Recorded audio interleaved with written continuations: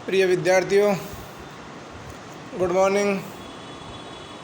आज हम पढ़ेंगे निर्मला उपन्यास, जो कि मुंशी प्रेमचंद के द्वारा लिखा गया है, उसका परिच्छेद 9। मनसाराम, जो कि तोताराम का पुत्र और निर्मला का सौतेला पुत्र है कहने को तो, लेकिन निर्मला ने हमेशा उसे अपने पुत्रवत प्यार किया है। तोताराम अपने संदेह की वजह से मनसाराम को स्कूल में रख देते, वहीं उसके रहने की व्यवस्था हो जाती है। ऐसी स्थिति में मनसाराम भी घर बड़ा दुखी होकर के छोड़ के जाता है और निर्मला भी अंदर ही अंदर बहुत पीड़ित होती है। मजबूरी है कि तोताराम, जो कि उसका पति है, वो मनसाराम और निर्मला पर संदेह करता है कि कहीं इनके आपस में गलत संबंध तो नहीं है। इस संदेह की वजह से ही मनसाराम को तोताराम बाहर रखता है और निर्मला बेचारी यही सोचती रहती है कि ऐसा कोई अवसर न मिले जिससे तोताराम मुझ पर शक करे, क्योंकि मनसाराम को तो वो पुत्रवत प्यार करती है। अब मनसाराम घर से चले गया तो उसका घर ऐसा लगने लगा जैसे सूना हो गया हो। निर्मला ने उम्मीद की थी कि छुट्टी के दिन तो आएगा, लेकिन छुट्टी के दिन भी मनसाराम घर न आया। तो निर्मला ने, जो कि भूंगी है, उसके घर पर काम करती है पैसे के लिए, उसे वह मदरसे में भेजती है और मूंग के लड्डू बनाकर भी भेजती है, लेकिन और ये भी कहती है कि अब घर बुला करके आना। मनसाराम भूंगी के बुलाए जाने पर भी नहीं आता है और नहीं लड्डू खाता है और ये कहता है इन लड्डुओं की अब यहाँ ज़रूरत नहीं है, इन्हें ले जाओ। निर्मला भूंगी से घर आने पर समाचार पूछती है कि मनसाराम कैसा है, तूने पूछा नहीं लड्डू क्यों लौटाए देते हो। भूंगी कहती है कि वो तो कुछ कहते ही नहीं है। भौजी झूठ क्यों बोलूँ, यह पूछने की तो मुझे सूद ही नहीं रही। हाँ, यह कहते थे कि अब तू यहाँ कभी न आना, न मेरे लिए कोई चीज़ लाना, और अपनी भौजी से कह देना कि मेरे पास कोई चिट्ठी पत्री न भेजें, लड़कों से भी मेरे पास कोई संदेशा न भेजें। और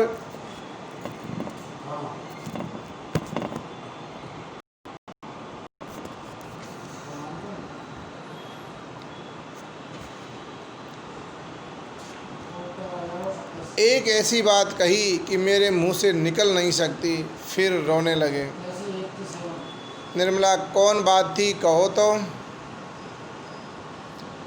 भूंगी, क्या कहूँ भौजी, कहते थे कि मेरे जीने को धिक्कार है। अर्थात ये पंक्ति मनसाराम द्वारा कही गई कि मुझे जीने को धिक्कार है, कहीं न कहीं उसे अंदर तक कोई न कोई बात कचोट रही है, इसलिए ये बात कही गई है। और ये कहकर वह रोने लगता है। निर्मला के मुँह से एक ठंडी सांस निकल गई। ऐसा मालूम हुआ मानो कलेजा बैठा जाता है। उसका रोम रोम अंतर्नाद करने लगा। वह वहाँ बैठी न रह सकी, जाकर बिस्तर पर मुँह ढाँप कर लेट रही और फूट फूट कर रोने लगी। वह भी जान गए। उसके अंतःकरण में बार बार यही आवाज़ गूंजने लगी, वह भी जान गए। भगवान, अब क्या होगा।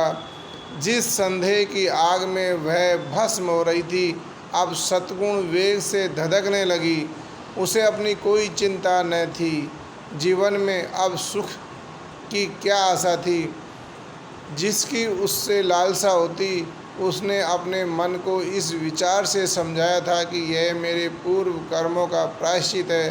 कौन प्राणी ऐसा निर्लज्ज होगा जो इस दशा में भी बहुत दिन जी सके।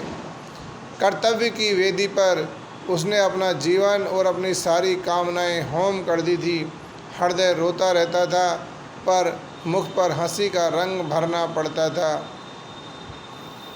यहाँ देखिए, उधर तो मनसाराम अंदर ही अंदर गहरी वेदना से पीड़ित हैं। दूसरी तरफ जब निर्मला को यह अंदेशा हो जाता है कि वह भी जान गए, इसका मतलब है कि जिस चीज़ से मैं आज तक भयभीत थी उसे मनसाराम पहचान गया है, जान गया है। और अब तक वो ये सोचती थी कि मैं ही इस बात को जानती हूँ। जब उसे ये लग गया कि वह भी जान गया है, तो अब तो उसकी आत्मा अंदर ही अंदर से धधक उठी। अब वो सोचने लगी कि जीवन में अब सुख की आशा ही मैं क्या कर सकती हूँ। यह मेरे पूर्व जन्मों का प्रायश्चित है। फिर वो सोचती है कि मनसा राम जो बीमार है वो अब कैसे ठीक होगा। ठीक होना संभव नहीं है उसका भी, क्योंकि वो जानती है कि मनसा राम किस चरित्र का आदमी है। वो कहती कि कौन प्राणी ऐसा निर्लज्ज होगा जो इस दशा में भी बहुत दिन जी सके। कर्तव्य की वेदी पर वो स्वयं भी अपने आप को अब तक न्योछावर करती आई थी। उसने कभी अपनी इच्छाओं को महत्व नहीं दिया था। उसका हृदय रोता रहता था, लेकिन वो हमेशा झूठा बनावटी अपना मुख बना करके या बनावटीपन के साथ वो तोताराम के साथ पेश आती रहती थी। उसके सामने हमेशा हंस बोल कर रहती थी। वह सोचती है जिस देह का स्पर्श उसे सर्प के शीतल स्पर्श के समान लगता था, अर्थात तोताराम की देह का स्पर्श भी उसे सर्प के स्पर्श के समान लगता था, फिर भी वो आलिंगित होकर उसके साथ रहती थी। उससे जितनी घृणा, जितनी मर्म वेदना होती थी उसे कौन जान सकता है। अर्थात बिना इच्छा के किसी के साथ रहना, आलिंगित होना कितना मुश्किल है। फिर भी अपने कर्तव्य को समझकर निर्मला उसके साथ रहती थी। उस समय उसकी यही इच्छा थी। जब तोताराम की और शक का पता जब मनसाराम को लग गया, वह भी जान गया, तो अब तो निर्मला को ऐसा लगने लगा कि धरती फट जाए और मैं उसमें समा जाऊं। लेकिन सारी विडंबना अब तक अपने ही तक थी। अपनी चिंता उसने छोड़ दी थी, लेकिन यह समस्या अत्यंत भयंकर हो गई थी। वह अपनी आँखों से मनसाराम की आत्मपीड़ा नहीं देख सकती थी। मनसाराम जैसे मनस्वी साहसी युवक पर इस आक्षेप का जो असर पड़ सकता था, उसकी कल्पना से ही उसके प्राण काँप उठते थे। अर्थात मनसाराम एक सुसंस्कारवान और अच्छे चरित्र का बालक था। उसके बारे में अपने पिता द्वारा इस तरह का शक करना अपने आप में बहुत पीड़ादायक था। और निर्मला स्वयं भी कहती है कि कल्पना ही से उसके प्राण काँप उठते थे। अब चाहे उस पर कितना ही संदेह क्यों न हो, चाहे उसे आत्महत्या ही क्यों न करनी पड़े, पर वह चुप नहीं बैठ सकती। मनसाराम की रक्षा करने के लिए वह विकल हो गई। उसने संकोच और लज्जा की चादर उतार कर फेंक देने का निश्चय कर लिया। अर्थात अब निर्मला का निश्चय बदल जाता है। वो सोचती है कि अब मुझे मनसाराम को बचाना है, उसकी हिफाजत करनी है, चाहे उसके लिए मुझे कुछ भी करना पड़े। वकील साहब भोजन करके कचहरी जाने के पहले ही एक बार उससे अवश्य मिल लिया करते थे। उसके आने का समय हो गया था, वो आ ही रहे होंगे, यह सोचकर निर्मला द्वार पर ही खड़ी थी। लेकिन उस दिन वकील साहब ऊपर नहीं आए और बग्गी में बैठकर जाने लगे। यह सब निर्मला देख रही थी। उसने भूंगी को कहकर बुलाया कि कोई आवश्यक काम है, वकील साहब को बुलाइए। वकील साहब आते हैं और कहते हैं क्या बात है, जल्दी कह दो, मुझे ज़रूरी काम से जाना है। वो पूछती है ऐसी कौन सी बात है कि हेडमास्टर साहब का पत्र आया है, मनसाराम को ज़्यादा ज्वर है, इसलिए मुझे विद्यालय जाना है। निर्मला पर तो मानो वज्र गिर पड़ा। आंसुओं के आवेग और कंठ के स्वर में घोर संग्राम होने लगा। दोनों पहले निकलने पर तुले हुए थे। अर्थात निर्मला की स्थिति का अंदाज़ा हम लगा सकते हैं लेखक की इन पंक्तियों से, कि जैसे ही वो सुनती है कि हेडमास्टर का पत्र आया है और मनसाराम को ज्वर है। वो जानती तो पहले ही थी कि तबीयत ख़राब है, लेकिन इतनी ख़राब है कि हेडमास्टर को पत्र लिखने की नौबत आई। इससे अंदाज़ा लगा लिया कि मनसाराम किस स्थिति में है। अब तो उसकी स्थिति ये थी कि आवेग में कंठ स्वर से घोर संग्राम होने लगा।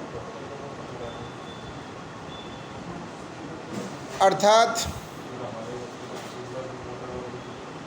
उसको लगने लगा कि मेरे प्राण निकलने वाले हैं। आंसू निकलने या प्राण निकले, दोनों में द्वंद्व होने लगा। अर्थात पहले कौन निकले, ऐसी स्थिति निर्मला की यहाँ पर हो जाती है। कोई भी माँ जब अपने पुत्र को पीड़ित देखती है तो रह नहीं सकती है, क्योंकि पुत्रवत स्नेह निर्मला मनसाराम को करती थी। तोताराम भले ही कुछ भी सोचे। कंठ स्वर की दुर्बलता और आंसुओं की सबलता देखकर यह निश्चय करना कठिन नहीं था कि एक ही क्षण में यह संग्राम होता रहा तो मैदान किसके हाथ रहेगा। आखिरकार दोनों साथ साथ निकले, लेकिन बाहर आते ही बलवान ने निर्बल को दबा दिया। केवल इतना मुंह से निकला, कोई खास बात नहीं थी, आप तो उधर जा ही रहे हैं। मुंशी जी, मैंने लड़कों से पूछा था तो वे कहते थे कल बैठे पढ़ रहे थे, आज न जाने क्या हो गया। निर्मला आवेश मगर कहती है यह सब आप कर रहे हैं। अर्थात निर्मला अब थोड़ी दृढ़ता के साथ अपने अंदर कठोरता लाती है और कहती है यह सब आप कर रहे हैं। मुंशी जी ने त्योरियाँ बदल कर कहा, मैं कर रहा हूँ, मैं क्या कर रहा हूँ। निर्मला, अपने दिल से पूछिए। मुंशी जी, मैंने तो यही सोचा था कि यहाँ उसका पढ़ने में जी नहीं लगता, वहाँ और लड़कों के साथ खाम पड़ेगा ही। यह तो बुरी बात न थी, और मैंने क्या किया है। अर्थात इस तरह से कि मैंने क्या किया है। निर्मला का यह कहना कि अपने दिल से पूछ कर देखिए कि आपने क्या किया है। मुंशी जी ज़रा हिचकिचाए और अपनी दुर्बलता को छिपाने के लिए मुस्कुराने की चेष्टा करके बोले, और क्या बात हो सकती थी भला, तुम ही सोचो। निर्मला, खैर यही सही, आप कृपा करके उन्हें आज ही लेते आइएगा। वहाँ रहने से उनकी बीमारी बढ़ जाने का भय है। यहाँ दीदी जी जितनी तीमारदारी कर सकती है दूसरा नहीं कर सकता। अर्थात मनसाराम की भावनाओं से भी निर्मला अवगत है। वो जानती थी कि वह वहाँ विद्यालय के छात्रावास में सही नहीं होगा, उसकी दीदी की तीमारदारी से ही वो ठीक हो सकता है। एक क्षण के बाद उसने सिर नीचा करके कहा, मेरे कारण न लाना चाहते हो तो मुझे घर भेज दीजिए, मैं वहीं आराम से रह लूँगी। अर्थात निर्मला ने फिर एक व्यंग भरी बात तोताराम से कही कि मेरे कारण न लाना चाहते हो तो। अर्थात ये निर्मला का स्पष्ट संकेत था कि तोताराम, तुम क्या सोचते हो उस बात को मैं भी जानती हूँ। अगर एक पिता